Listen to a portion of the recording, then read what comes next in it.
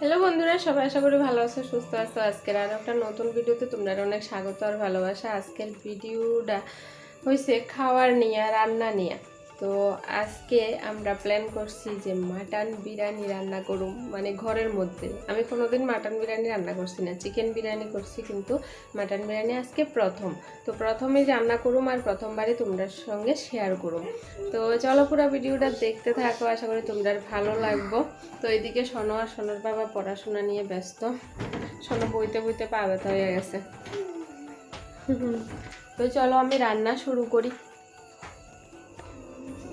এই দেখো মাটন বিরিয়ানি রান্নার প্রস্তুতি শুরু হয়ে গেছে, মানে আরও অনেক আগের থেকেই শুরু হয়েছে। অনেকটা কাজ করে লাইছি, এটি তো আর শেয়ার করা হয়েছে না। এই যে এটা হচ্ছে মাটন, মানে পাঠার মাংস। তো এই পিসটি কিন্তু একটু বড় বড় সাইজের আনছে, মানে বিরিয়ানির মধ্যে তো ছোট পিস হলে ভালো লাগতো না, এই লেগে এই যে বড় বড় পিস। তো যাই হোক, ইয়ানে আছে 750 মাংস। আর ইয়ানে সব হচ্ছে পেঁয়াজ, ওই যে আদা রসুন, ইয়ানে মিক্সারের পাত্রে আদা রসুন রয়েছি, মানে এটি হচ্ছে সব মশলাপাতি আর কি। তো চলো রান্নাটা কেমনে করে দেখাই। তো মাংসটা আমি রান্না করুম একদমই নর্মালি, সবাই যেমনি পাঠার মাংস রান্না করে বা যে কোনো মাংস যেমনি নর্মালি রান্না করা হয় এমনিই করুম। শুধু লাস্টে একটু বিশেষ কাজ আছে, ওইটা দেখতে হইলে তো পুরো ভিডিওটা দেখতে হইব। তো বন্ধুরা পুরো ভিডিওটা দেখো, আশা করি তোমরা বুঝতে পারবো। আর ভিডিওটা তো বেশি বড় না, ছোটই আছে, তো একটু কষ্ট করে দেখো। তো প্রথমে আমি মাংসের মধ্যে টক দইটা মাখিয়ে রাখলাম 5 মিনিটের লাগে। টক দইটাও আমার ঘরের বানান নাই। তারপরে কড়াইটা গরম করে কড়াইয়ের মধ্যে দিলাম সর্ষের তেল, একটু বেশি করে দিলাম যেহেতু বিরিয়ানি বানামু। তো তেলের মধ্যে 2টা তেজপাতা দিলাম আর 4-5টা মাঝারি সাইজের পেঁয়াজের টুকরা টুকরা করে কাটটা দিলাম। এবার পেঁয়াজটার একটু ভাজলাম কাঁচা ভাবটা যাওয়ান পর্যন্ত। তারপরে টক দই দিয়ে ম্যারিনেট করা মাংসটা দিলাম। এবার মাংসটাও কিন্তু তেলের মধ্যে যাতে প্রত্যেকটা মাংসের পিসের মধ্যে তেলটা লাগে ওই রকম করে একটু ভাজলাম। এবার হচ্ছে মশলা দেওয়ার পালা। তো মশলা তো নর্মালি সাধারণত মাংসের মধ্যে যে যে মশলা দেয় সবাই, তো এটিই দিতে আসি।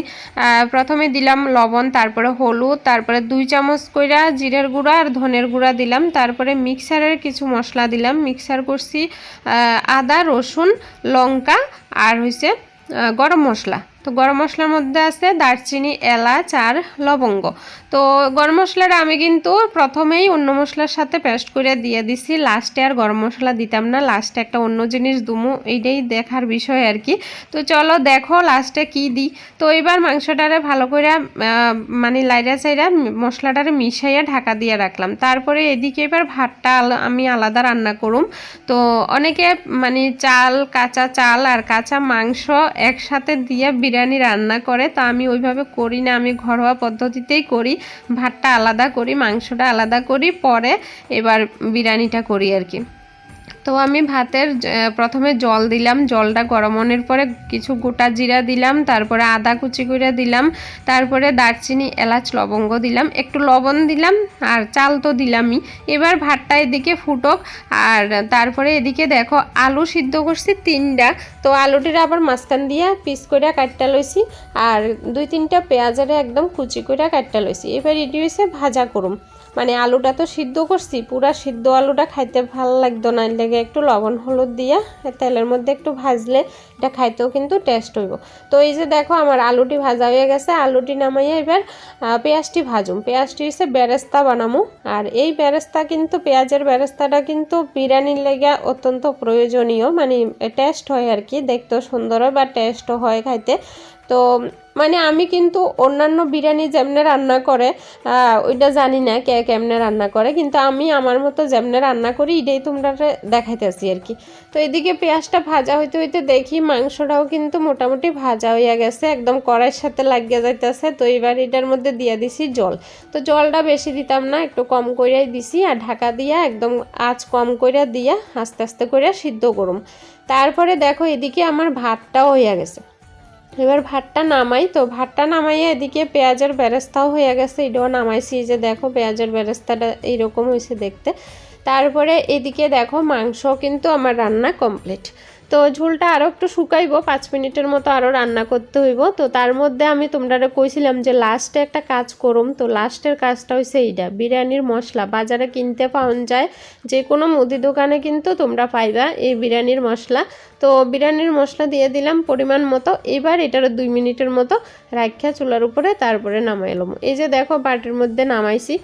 তো এবার যেই কড়াইটার মধ্যে আমি মাংসটা রান্না করছি ওই কড়াইটা কিন্তু ধুইতাম না, ওই কড়াইটা না ধুইয়াই ওইটার মধ্যে আমি দিয়া দিছি চাল, মানে ভাত আর কি, সরি চাল কইতাছি মানে ভাত।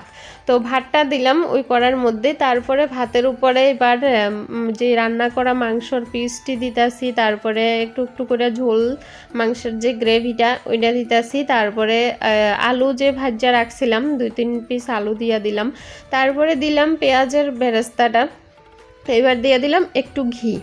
বিরিয়ানির মধ্যে ঘিটা তো মাস্ট।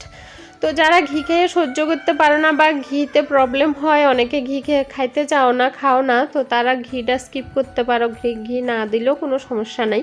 তো তারপরে এবার এটার উপর দিয়ে দিলাম আবার ভাত।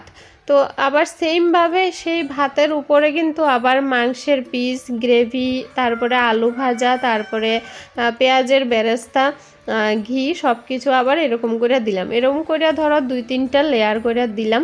দনের পরে এটারে ভালো করে মিশাইয়া একদম মানে বিরিয়ানি কিন্তু রেডি। তো এইবার দেখো বিরিয়ানিটা দেখতে কীরকম হয়েছে।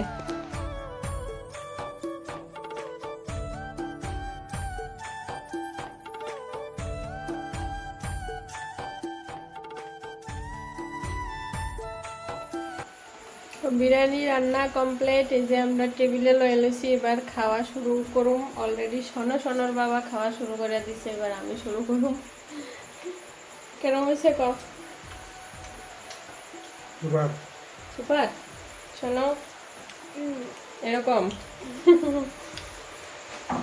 চলো এবার খাই। তো আমার ঘরোয়া পদ্ধতিতে মাটন বিরিয়ানি রান্না করাটা তোমরা কেমন লাগছে অবশ্যই কমেন্ট করে জানাইও। ভালো লাগলে একটা লাইক করে দিও, শেয়ার করে দিও। সবাই ভালো থাকো, সুস্থ থাকো। দেখা হবে আবার নেক্সট একটা সুন্দর ভিডিওতে।